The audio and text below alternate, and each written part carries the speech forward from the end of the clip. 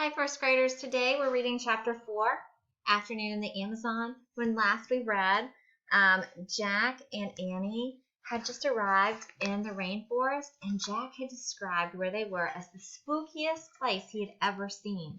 Today we're reading chapter 4, which is called Millions of Them. And I'm predicting that it's going to be insects because we know that there are over 70,000 different types of insects living in the tropical rainforest. So join me if you have a copy of the book, Chapter 4, Afternoon on the Amazon. Jack didn't move. He kept staring down at the forest floor. "What's wrong?" Annie called from above. Jack didn't answer. "You don't see any giant spiders, do you?" Annie said. "Well, no." Jack took a deep breath. "We have to keep going," he thought. "We have to find the special thing for Morgan." "No spiders, nothing scary," Jack called, and he started down the ladder again. Jack and Annie climbed down through the understory. Finally, they stepped onto the forest floor. Only a few rays of light slanted through the gloom. The trees were very, very tall and very wide. Vines and moss were hanging everywhere. The ground was covered with dead leaves. "Before we do anything, I'd better check the book," said Jack. He pulled out the rainforest book. He found a picture of the dark world under the treetops. He read, "In the rainforest, many living creatures blend in with their surroundings. This is called camouflage." Friends, that's making me remember the rainforest video we watched the other day. And it talked about chameleons being an animal that is found in the tropical rainforest. And chameleons are masters of disguise because they're able to camouflage or blend in with their surroundings. "Oh, man," said Jack. He closed the book and looked around. "There's tons of creatures down here. We just can't see them." "Really?" whispered Annie.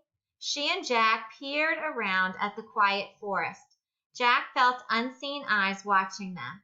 "Let's hurry and find the special thing," whispered Annie. "How will we know when we find it?" Jack said. "I think we'll just know," said Annie. She headed off through the gloom. Jack followed.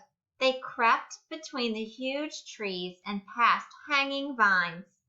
Annie stopped. "Wait, what's that?" "What's what?" "Listen, that weird sound." Jack listened. He heard a crackling sound. It sounded like a person walking over leaves. Jack looked around. He didn't see anyone, but the sound got louder. Was it an animal? A giant bug? One that had never been named?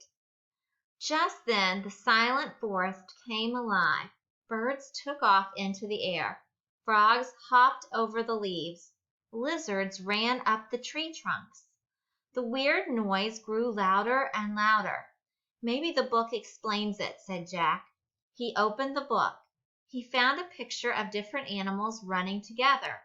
He read, "When animals hear a crackling sound, they flee in panic. The sound means that 30 million flesh-eating army ants are marching through the dead leaves." "It's army ants!" cried Jack. "Millions of them!" "Where?" cried Annie. Jack and Annie looked around wildly. "There!" Annie pointed.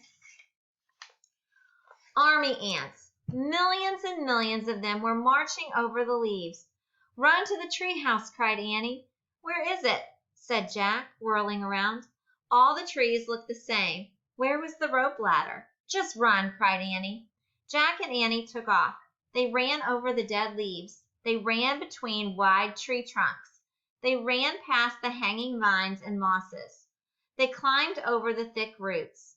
Jack saw a clearing ahead. It was filled with sunlight. "That way!" he cried. Jack and Annie hurried toward the light. They pushed their way through the bushes. They burst onto the bank of a river. They stared at the slow-moving brown water. "Do you think the ants will come this way?" Annie said, panting. "I don't know," said Jack, "but if we wade a few feet into the water, we're safe. The ants won't go into the water. Come on." "Look," said Annie. She pointed to a big log rocking at the edge of the river. The inside of the log was dug out. It looks like a canoe, said Jack.